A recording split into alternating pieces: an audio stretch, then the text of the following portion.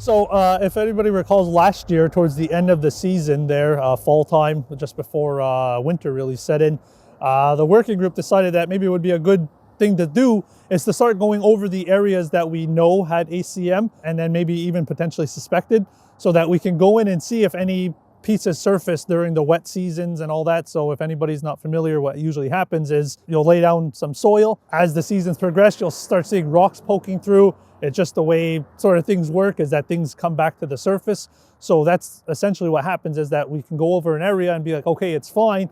But the next year or in a few months, all of a sudden pieces might pop up. So that's the goal, is to go over and as well to make sure that the pieces are disposed of properly also. The risk because of material, again, we're trying to go away from just saying asbestos. It's asbestos-containing material, so it's a cement pipe that had the asbestos fibers embedded in it, similar to how rebar is now in the concrete. The risk is still very low.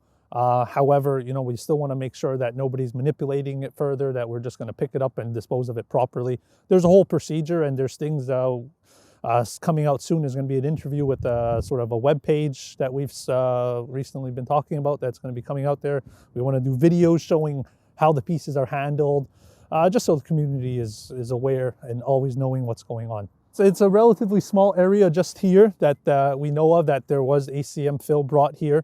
I think there's a couple of inspectors that are coming out who are trained in handling it. So it should just be the afternoon, and it's nice for it. So it's nothing to say it's going to be day-long events. However, we are going to be going to the other areas, as I said, an ongoing thing. We did it just before the winter hit. Now it's spring, so we're going to do it probably just before fall time, and then again just before winter.